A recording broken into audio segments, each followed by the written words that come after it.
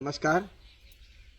કાંકરેજ તાલુકો ભૌગોલિક ક્ષેત્રે ખૂબ વિશાળ હોવાથી કાંકરેજ તાલુકાની જનતાની વર્ષો જૂની લાગણીને માગણી હતી કે કાંકરેજ તાલુકાનું વિભાજન થઈને અલગ તાલુકો બનવો જોઈએ। ત્યારે જનતા વતી 23/12/2024ના રોજ પત્ર લખી માનનીય મુખ્યમંત્રીશ્રીને રૂબરૂ મળી અને આ વિસ્તારથી વાકેફ કર્યા હતા। ત્યારે આજે સરકારે ઓગળ થરા તાલુકો જાહેર કર્યો છે।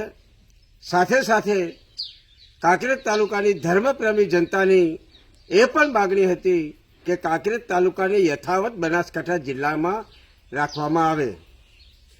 ફરી જિલ્લાની જ્યારે આજે રચના થઈ છે તેમાં કાંકરેજ તાલુકાને બનાસકાંઠા જિલ્લામાં સમાવેશ કરવામાં આવ્યો છે। એ પણ જનતાની જીત છે અને કાંકરેજ તાલુકાને તાલુકો જાહેર કરી જે ઓગળ તાલુકો જાહેર કરવામાં આવ્યો છે। ઓગળ એટલે ધોળી ધજાનો નાથ છે। સર્વ સમાજ એના ચરણોમાં નમનને વંદન કરે છે। ત્યારે પરંપરા તાલુકાનું નામ જે ઓગળ રાખવામાં આવ્યું છે ત્યારે હું આ જીતને જનતાની જીત ગણું છું।